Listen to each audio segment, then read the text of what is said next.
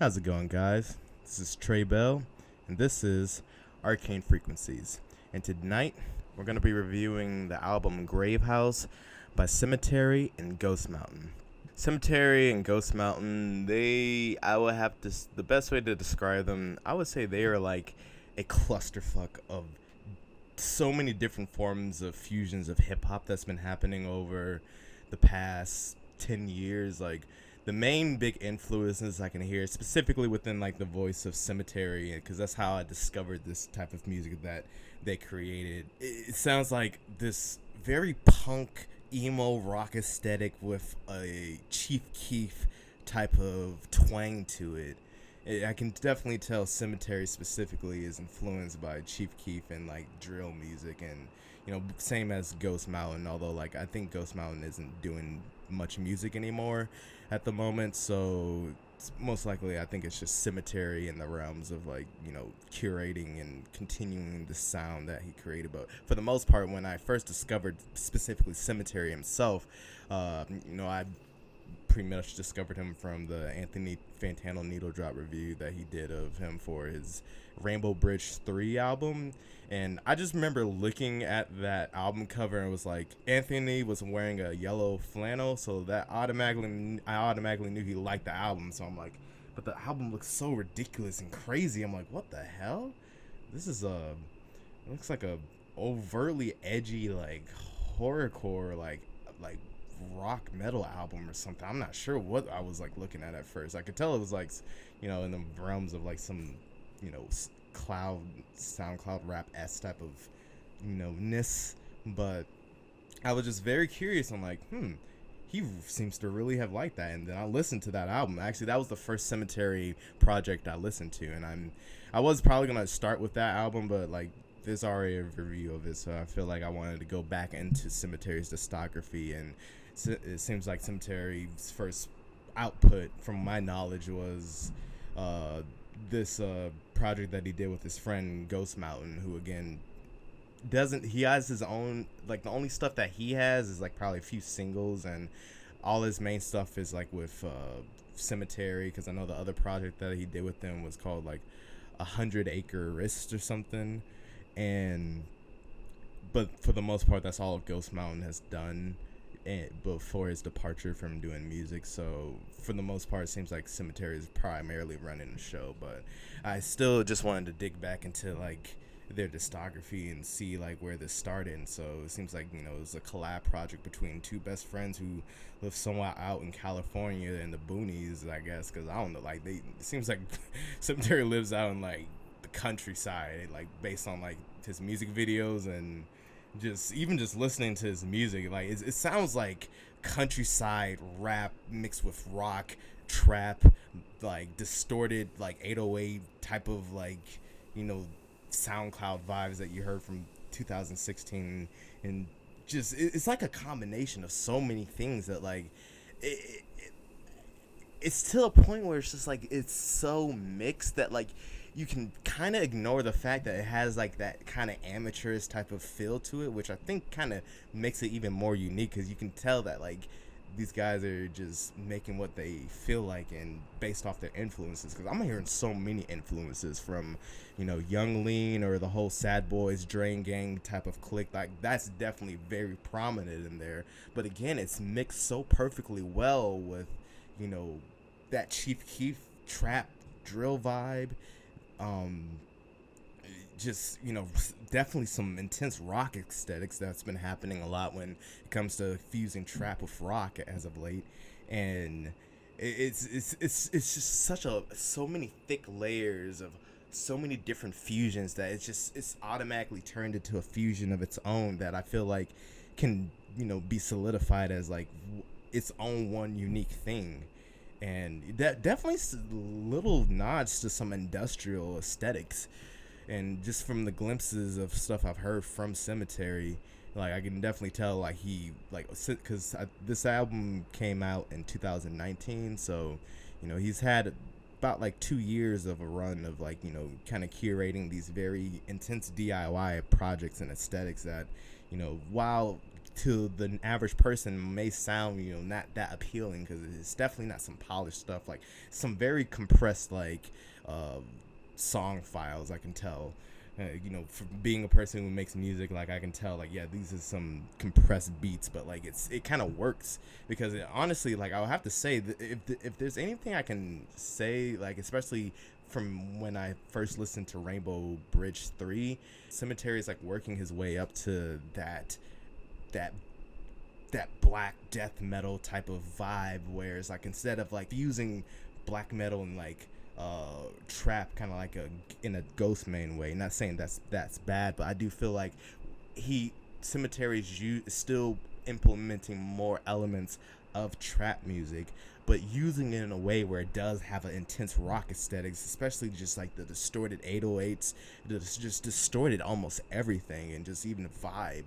And so, with that said, that's like, what I feel like I'm getting into. Like, I recently figured out about these guys, and I know this is somewhat of a different turnaround with like what I usually do on this channel, but honestly, this is still some obscure stuff. So I'm a big hip hop fan, and to see hip hop be able to go in so many different directions, like, I'm all for it. I'm always gonna say I'm all for it. I love seeing the diversity that's happening in music, for better or for worse. The beginning song on this album, called Fury Road, so this is a really good anthem type of song. It has like that drill aesthetic, that emo punk aesthetic, and again, like I said, like, Ghost Mountain's voice, I would say his voice sounds like someone you would hear off of like GBC, Goth Boy Click, the group that Lil Peep was a part of, and Lil Tracy. And honestly, and when I am gonna mention a lot of like emo aesthetics, and I'm not gonna like try to always bring up Lil Peep, because I know that like that's, at this point in time, it's a cliche, and like every emo artist, or any artist that has emo aesthetics, is not always gonna like be influenced by Lil Peep, but like, the similarities are there. But at the same time, I would have to definitely say, like, when it comes to like the GBC clique, I would say like Ghost Mountain's voice actually sounds more like Wicca Faye's Eternal, and Sematary's voice is like a combination of like any variation of GBC member mixed in with like Chief Keef.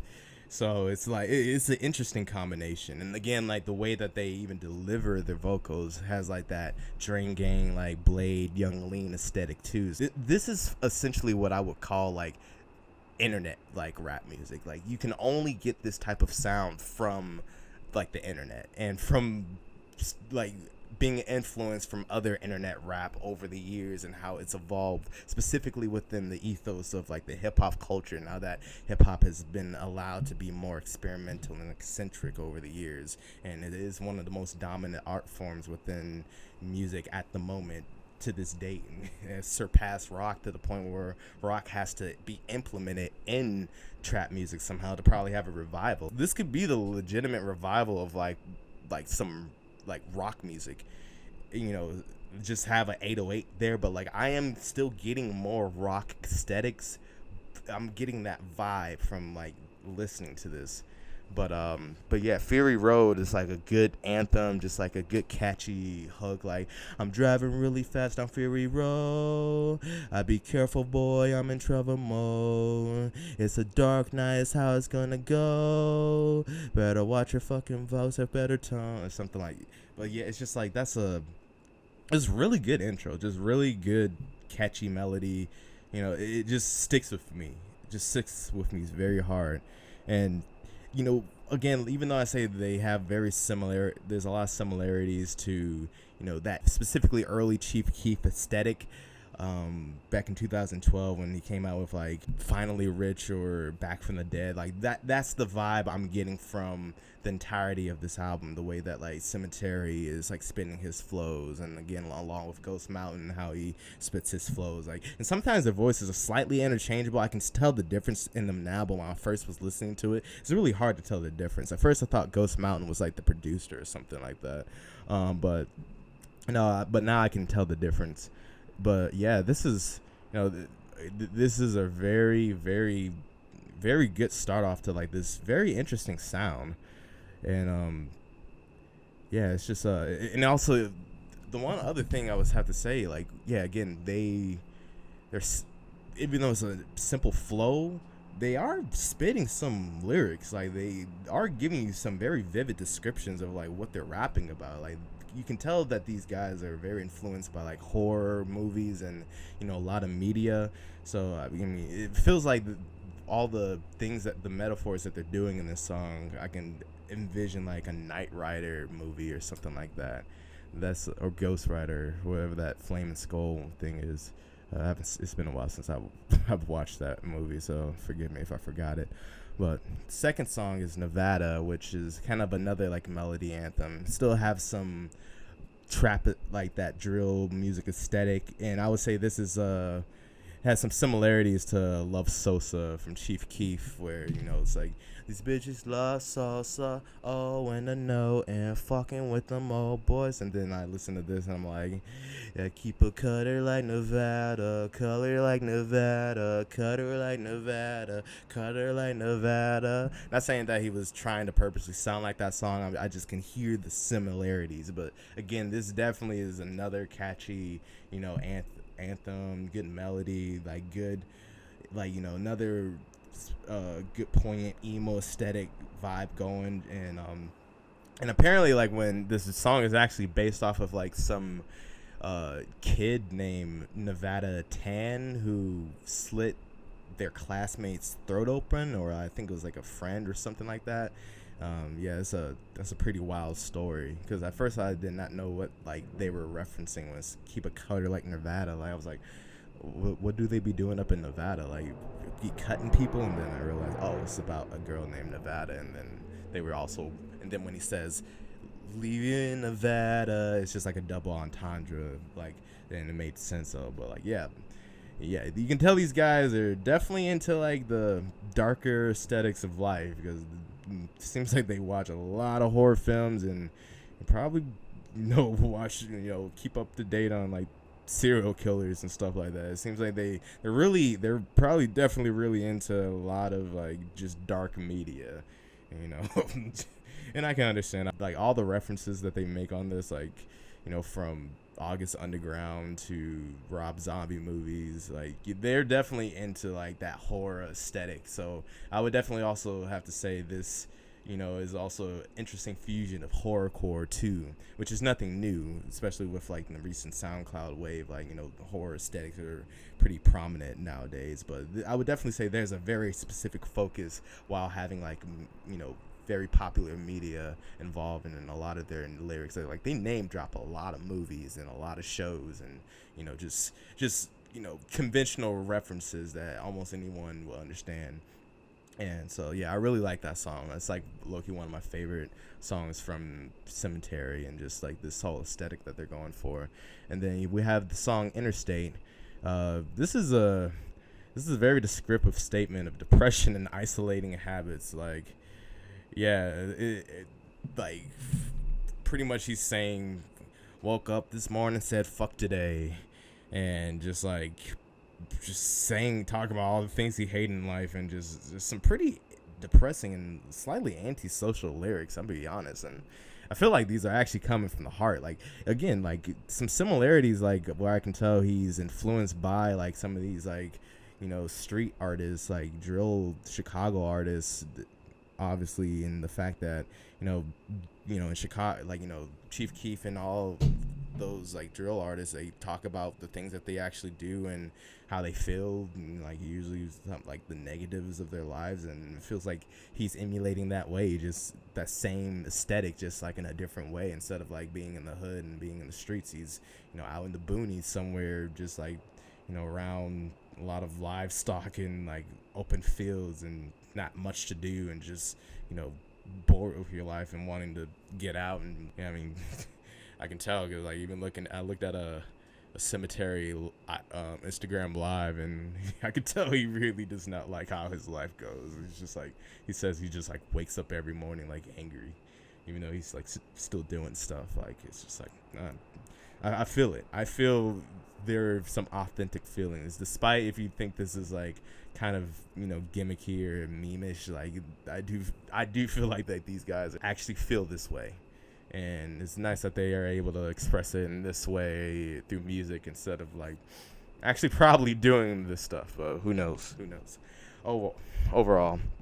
Then we got the song New Rocks, which pretty much is Interstate Part 2 because this literally is just the same type of chorus. But I'm going to be honest, I actually like this version of that, like, that vibe better because, like, I don't know, there's a more upbeatness to it, and I feel like they're hitting the chorus a little bit more perfectly with the melody, whereas, like,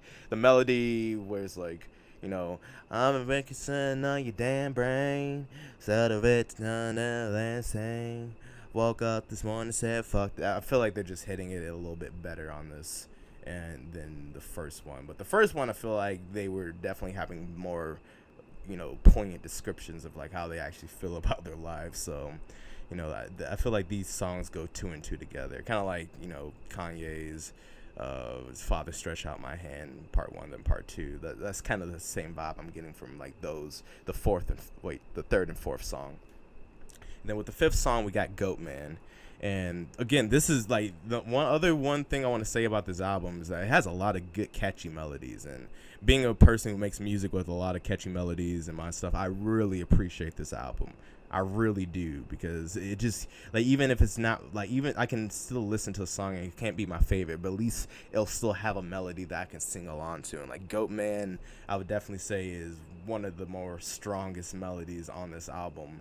And again, you know, not to always make a comparison to like the emo rap aesthetic, but this is definitely giving more Lil Peep vibes or the GBC Goth Boy Click vibes with like how Ghost Mountain is like singing the melody, because I think it's primarily Ghost Mountain on the melody with this one. And he's just like, you can find me in the trees, calling up the goat man, take you to my slaughterhouse, grab me by the damn hand, Ghost Mountain Cemetery, make this shit again. You can find me just calling up the goat man. I'm like, nice. And I'm pretty sure they're referencing Baphomet. And you know, because most people call Baphomet Goatman if they don't actually know his name. And I definitely would know, because I have drawn Baphomet a lot and played with that symbol a lot in my life and art and just other aesthetics. I'm one of those dudes. But other than that, yeah. And then we got the song Orbs. And this is not one of my overtly favorite songs, but I still, again, one thing that's consistent about this album is that they're really good at making this perfect depiction of, like, you know, just what like a animation would look like, or a movie feels like. Just like a lot of things going on, like skulls, like flaming skulls coming around. Like those are kind of what those like their lyrics are, and making movie like very light movie references of, like, you know, horror, violence and stuff like that. And again, because I said this does have a lot of horrorcore aesthetics, but they use like that media like aesthetic with it to kind of give it like a more down to earth, where it's just like, you know, it's like, oh, are these guys actually crazy and want to do this? But, you know, when you had like, you sprinkle like a Kill Bill reference on there, it's just like it makes it slightly relatable. But, you know, it is also interesting. They probably talk about orbs, because, like, you know, whenever you watch videos of Paranormal Activity, you see orbs coming around like in the film, mainly because, like, or the recording, which usually means that there's a presence of a ghost within a house, and then things start moving around. If you look at a bunch of like whether you think that stuff is real or not, that's what I'm pretty sure this is referencing. But yeah, it's kind of a nice little run-of-the-mill song. Like, still a lot. I would definitely say the songs that don't really catch my attention, if they're not that catchy, I would say they are still consistent with dropping some pretty quotable lyrics, either or. And then you have the song Ski Mask, where this is definitely is giving me more of like the Young Lean Drain Gang vibes, aesthetics, but it's just kind of a more smooth song. It's more of a vibe. It's actually a vibe song, but I still really like it a lot. And because again, like, because even in, like, I even think Young Lean has a song called Ski Mask, but and not to like do a lot of comparisons, because I do feel like they are crafting their own sound, but again, their sound really does have so many different influences. It's hard not to, and I feel like, it's important, because this is something I do feel like can only happen because of like all the different fusions that has happened within the past decade in hip hop, that like we can get something like, Cemetery or Ghost Mountain, and just put all those interesting and very like, ominous like aesthetics together, where it's literally turning into like a different breed of like hip hop music. And so that, that's a nice little chill song to vibe to. And Dead by Dawn, I'll be honest, this sounds like the national anthem for serial killers.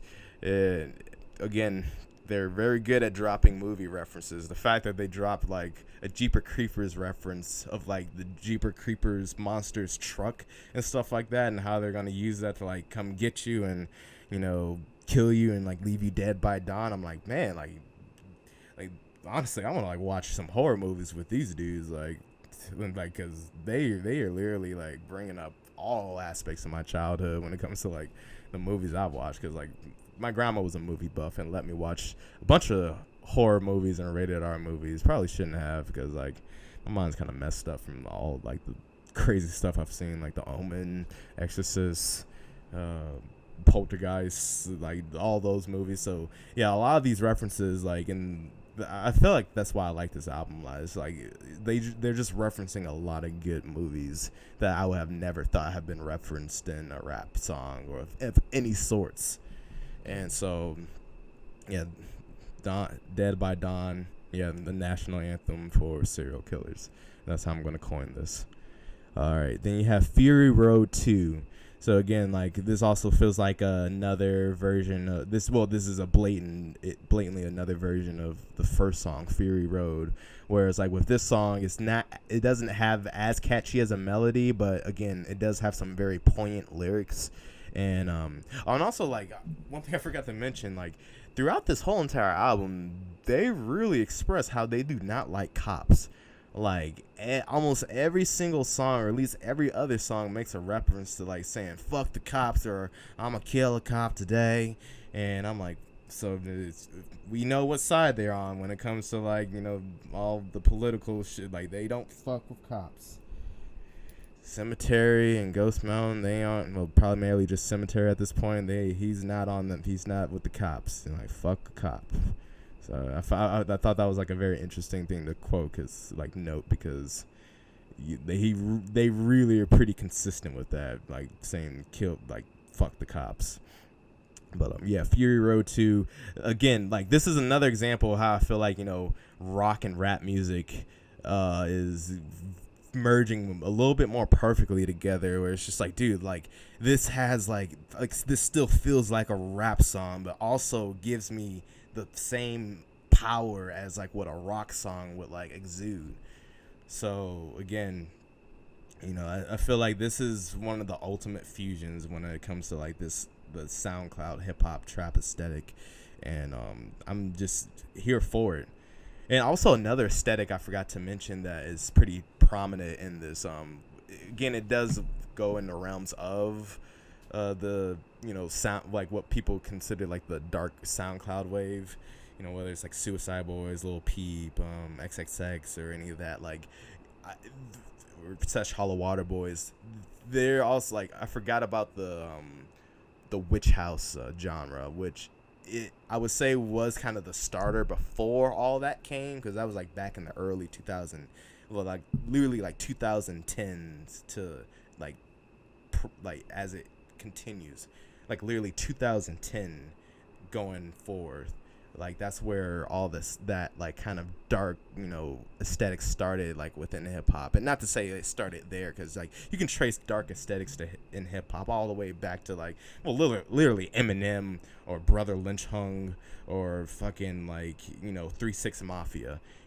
Like this aesthetic has existed, but I feel like it's progressed like when it came to like being expressed through the internet. And of course, like you got the bands like the group Salem that pretty much started that whole like witch house like trap type of sound. and like when SoundCloud first had started, or like that Bandcamp-esque type of aesthetic. And so yeah, like so many influences like coming from this project and just from Cemetery himself in general, and I really can't wait to see him progress and like keep going with the sound and like how far he can take it. So Ready for the House. I really like this song because I feel like this is Cemetery literally spitting.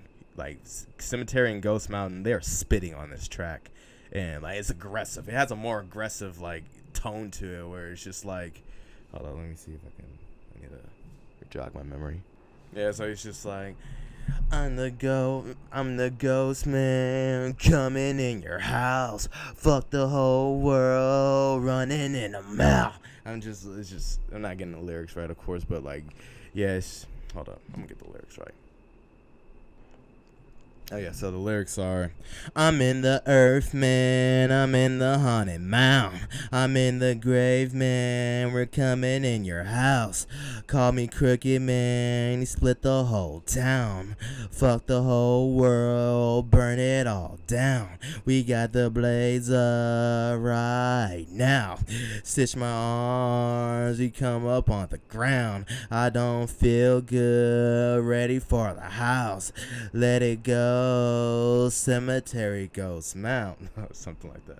Yeah. I mean, like, again, still simple lyrics, but like for the type of vibe that they're going and what they're obviously been influenced by, like, this is definitely one of the other standout tracks because, like, you know, from like outside of the verse, they are kind of spitting some hard bars that are a little bit more, you know, upbeat than anything else on this album, which I feel like makes this is like kind of, I feel like, gonna be like the mosh song.